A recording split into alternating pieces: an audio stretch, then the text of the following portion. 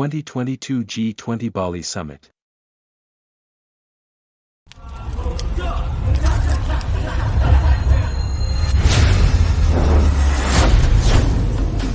Saya ingin menyatakan kita siap menerima tamu-tamu G20.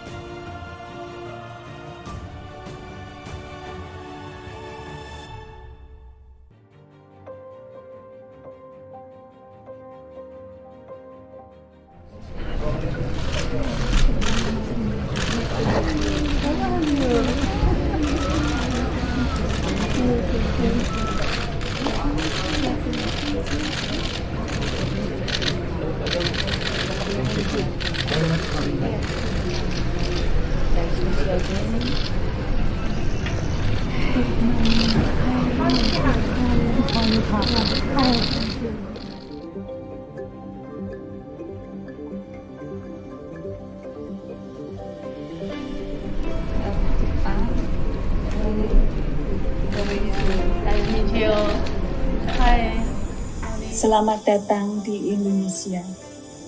Saya bahagia menyambut kehadiran Ibu dan Bapak di Pulau Bali.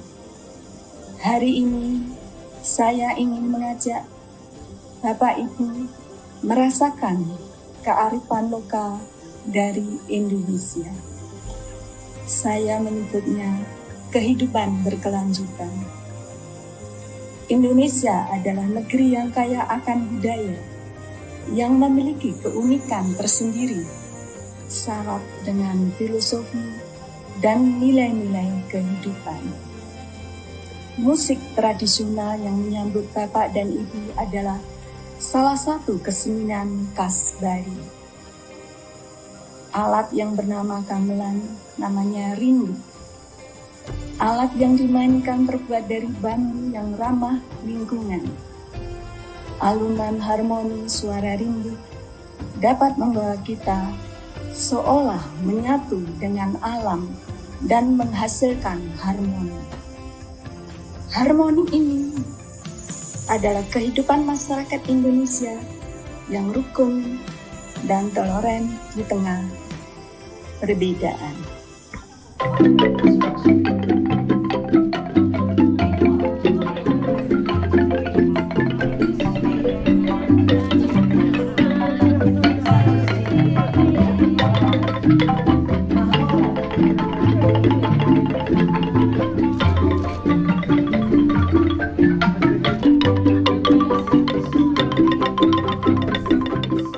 Saya berharap Bapak Ibu bisa tinggal di Indonesia yang lebih lama, bisa menikmati di Bali ini. Saya yakin Bapak Ibu akan jatuh cinta dengan Indonesia, Bali. Terima kasih.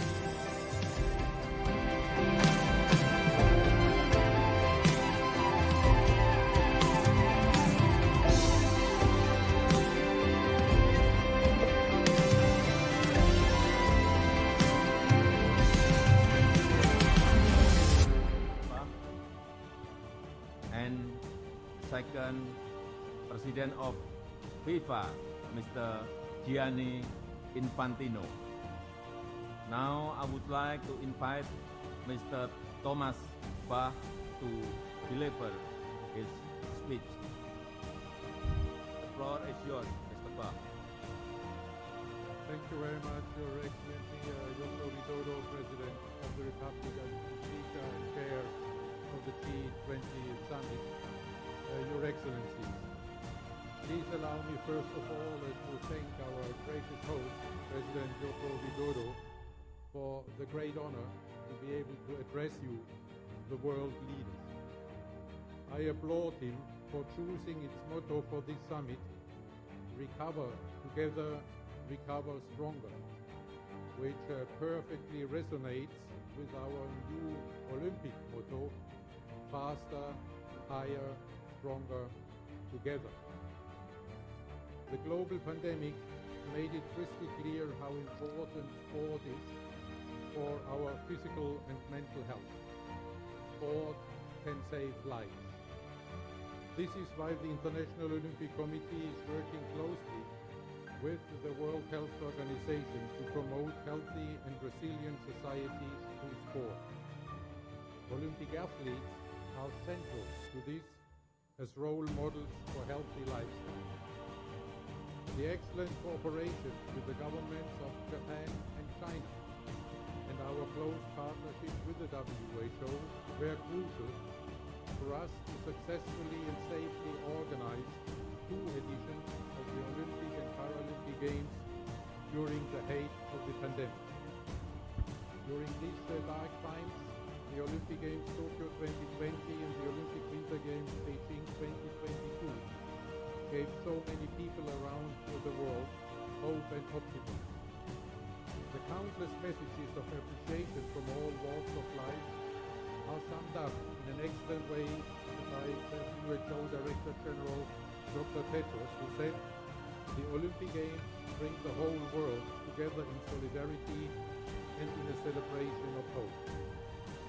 We can only bring the whole world together if the athletes from all 206 national Olympic committees can participate at the Olympic Games. This is what the Olympic and Paralympic Games are about. The whole world together in peaceful competition without any discrimination whatsoever. For Tokyo 2020 and Beijing 2022, the challenge to bring the whole world together was the pandemic. Today, the challenge for the Olympic Games are consequences of the Russian aggression against Ukraine.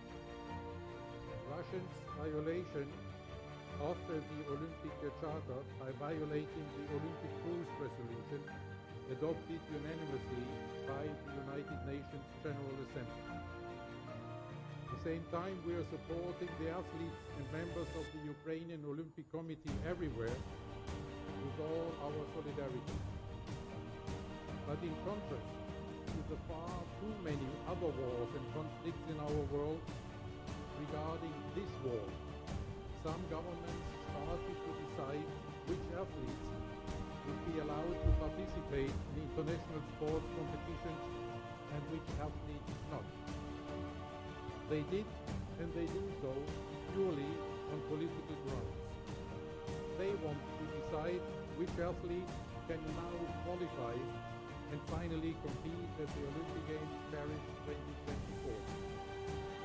If sport becomes, in this way, just another tool to achieve political goals, international sport will fall apart. Because it is the very essence of international sport that decisions about participation and results of athletes have to be based purely on the sporting merit of an athlete. If, however, this kind of politicization of sport becomes the norm, it will be impossible for sport to be such a unifying force. We need the participation of all athletes who accept the rules, even and especially if their countries are in confrontation or at war. A competition between athletes from only like-minded states is not a credible symbol of peace. In this age of division, our role is clear: to unite the world and not to deepen divisions. To live up to this unifying mission, the IOC must be politically neutral. To allow future hosts to welcome the best athletes of the entire world, regardless of political conflict, I appeal to you, the world leaders, to support this political neutrality. France, Italy, the United States of America, and Australia are the next Olympic hosts. In at least 8 G20 countries, there is already now declared interest in hosting future Olympic and Paralympic Games. This is why I humbly ask you, give us this opportunity to contribute to peace and understanding through sport. Support the autonomy of sport as you have done so previously in so many UN resolutions and declarations.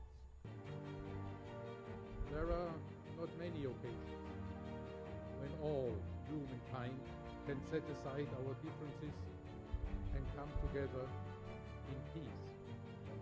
As the UN Secretary General Antonio Guterres said, the Olympic spirit is the most important symbol of peace in today's world. Let us not abandon this precious unifying mission of the Olympic and Paralympic Games in a time when the world needs more solidarity and peace. As you, the G20 leaders, are shaping the new post-pandemic world order, I'm very grateful that I can personally ask you today to support this unifying mission of the Olympic Games, and I appeal to you to express this support in a G20 statement as you deem appropriate. In this Olympic spirit of solidarity and peace, I thank you for your kind consideration. I reiterate the call to you, the world leaders, that I made already at the opening and closing ceremonies of the Olympic Winter Games 2022. Give peace a chance. Thank you very much.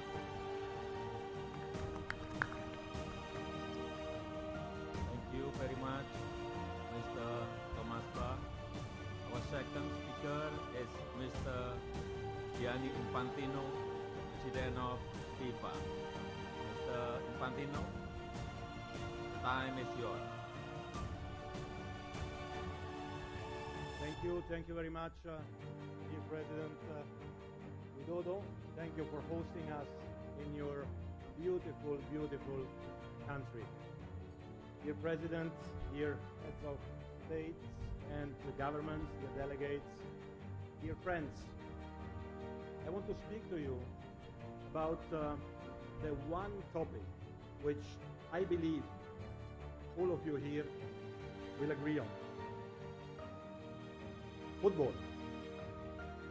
Football is truly unique, and football unites the world. FIFA is an organization of 211 countries, more than the United Nations, and we bring football to the world. Last month we were in India for the girls under 17 World Cup, which Spain won. Next year we will return to Indonesia for the boys under 20 World Cup. And we unite the world through football. We encourage countries to come together to show, host events and World Cup. And starts next year, we will be in Australia and New Zealand for the Women's World Cup. And then Canada, Mexico and United States for the Men's World Cup in 2026. But coming to the present, in 5 days' time, the 2022 FIFA World Cup will kick off in Qatar. It is the first major tournament after the pandemic. It is the first time it will be played in the Middle East. And I can assure you that Qatar and FIFA have prepared everything to ensure everyone is welcome for a big celebration, and you are obviously all most welcome. And it must be said as well that Qatar made significant reforms over the last few years, also thanks to the World Cup. As a consequence of that, for example, hundreds of thousands of workers enjoy better conditions than some years ago. So 3 million fans will fill the stadiums, and 5 billion people, more than half of the world population, will watch the games on TV. Entire countries will come to a standstill. Now, dear leaders, you are, of course, representing the largest economies in the world. So let me say one word about economics and football. Because you might not know that the global football GDP is almost $300 billion. And whilst 90% of the fan base of football is outside of Europe, 70% of this global football GDP is produced within Europe. So just imagine the potential for the global economy if the rest of the world would produce even half of what Europe generates in relative terms, and its impact on their respective GDPs all over the world. This would add another 200 or 300 billion in global football GDP. It would add 3 to 4 million jobs for a global football GDP of $500 billion or more US dollars, and this would contribute certainly to narrowing the income gap and growing global wealth, which are yours and also FIFA's priority. But of course, football is, as you all know, much more than just an economy. Football is also much more than just a sport. It has a huge social impact. You all know what football means to your people, to your countries. It is about passion, it is about inclusion, it is about tolerance, it is about non-discrimination, and it is about education. Football is an investment in our children for our future. And football, of course, as sports, unites the world. And because football unites the World Cup is an occasion to bring people together in peace, enjoy something deeply needed in the turbulent times we live in. 7 months ago in Doha, at the occasion of the World Cup draw, when the world was watching, I made a plea for peace on behalf of the global football community. Today, 5 days before the start of that World Cup, I reiterate that plea. Football is a force for good. Of course, we are not naive to believe that football can solve the world's problems. For this, you are there. We know that our main focus as a sports organization is and should be sports.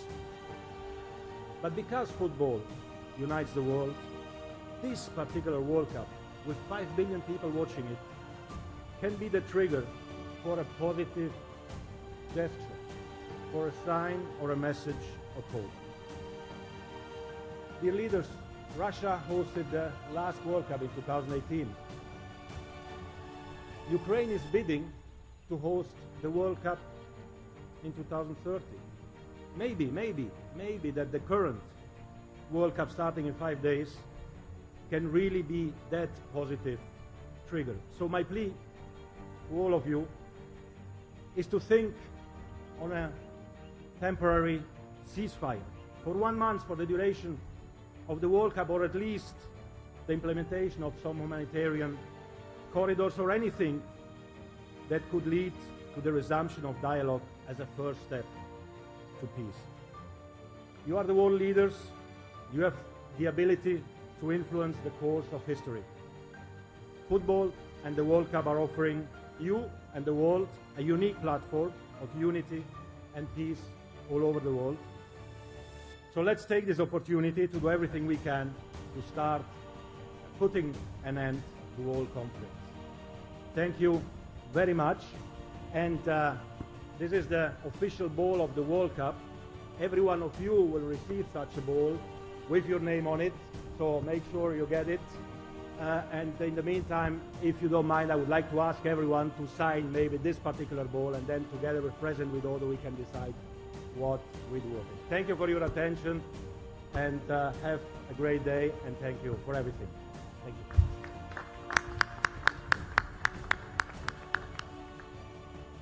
Thank you, Mr. Infantino.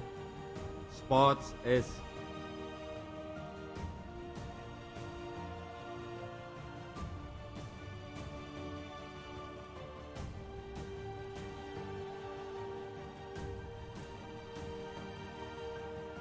I must stop here. Well, enjoy your lunch. Thank you.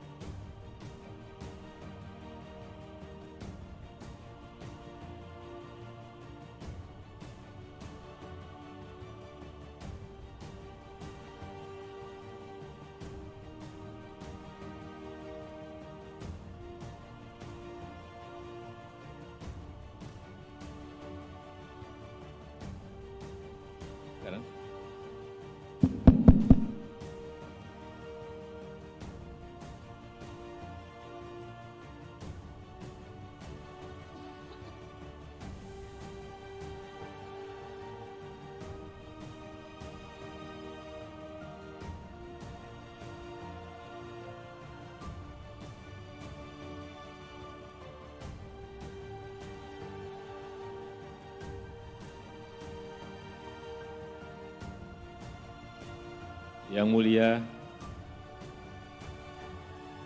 saya nyatakan pertemuan sesi kedua ini dibuka kembali.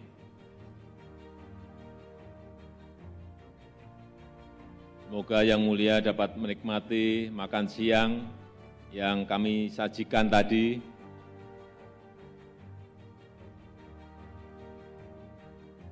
Sekarang kita mulai berdiskusi mengenai isu kesehatan. Saya ingin mengawali dengan sambutan pembuka saya. Para pemimpin G20, dunia kita semakin pulih dari pandemi COVID-19. Namun, kita tidak boleh lengah. Darurat kesehatan berikutnya dapat muncul kapan saja. Kali ini dunia harus lebih siap. Kesiapsiagaan kita akan menyelamatkan nyawa dan perekonomian kita. G20 harus mengambil langkah-langkah nyata dan segera. Pertama, arsitektur kesehatan global harus diperkuat. Kita perlu WHO yang lebih kuat dan bertaring. Solidaritas dan keadilan harus menjadi ruh arsitektur kesehatan global. G20 telah berhasil membentuk Pandemic Fund. Ini harus diikuti dengan penambahan kontribusi pendanaan agar berfungsi secara optimal. Saya mengajak semua pihak berkontribusi. Indonesia telah memberikan komitmen 50 juta dolar. G20 juga harus ikut mengawal proses pembentukan traktat pandemi. Ini penting untuk memperkuat kesiapsiagaan di tingkat nasional, kawasan, dan global. Kedua, negara berkembang harus diberdayakan sebagai bagian dari solusi. Kesenjangan kapasitas kesehatan tidak dapat dibiarkan. Negara berkembang perlu kemitraan yang memberdayakan. Negara berkembang harus menjadi bagian rantai pasok kesehatan global, termasuk pusat manufaktur dan riset. Ini hanya bisa terjadi jika investasi industri kesehatan ditingkatkan, kerjasama riset dan transfer teknologi diperkuat, dan akses bahan baku produksi untuk negara berkembang diperluas. Selain itu, TRIPS waiver harus diperluas pada semua solusi kesehatan, termasuk diagnostik dan terapeutik. WHO juga harus merealisasikan komitmennya terkait hubs dan spokes solusi kesehatan. Yang mulia, dunia tidak boleh mengulang kesalahan saat pandemi COVID-19. Ini adalah pelajaran berharga untuk menyiapkan dunia dari darurat kesehatan global. Never again harus menjadi mantra kita bersama. Saya menantikan pandangan dan kontribusi yang mulia bagi penguatan arsitektur kesehatan dunia. Demikian pengantar dari saya. Terima kasih. Yang mulia, selanjutnya kita akan mulai dengan diskusi tertutup. Oleh karena itu, dengan hormat, saya mohon awak media untuk meninggalkan ruangan pertemuan. Terima kasih.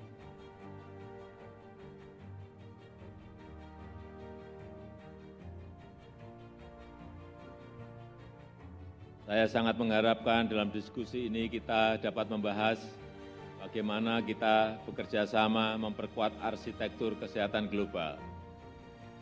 Bagaimana rantai pasok kesehatan dapat diperbaiki dengan melibatkan negara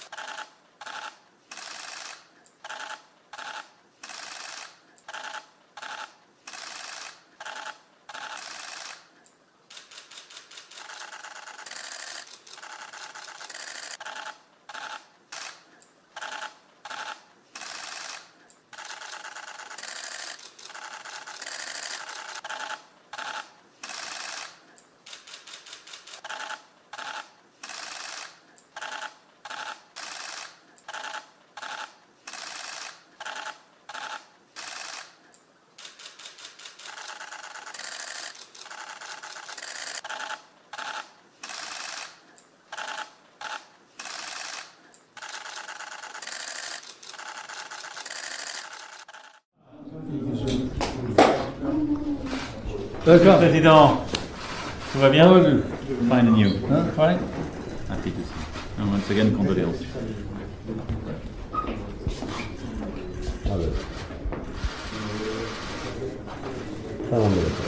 Okay.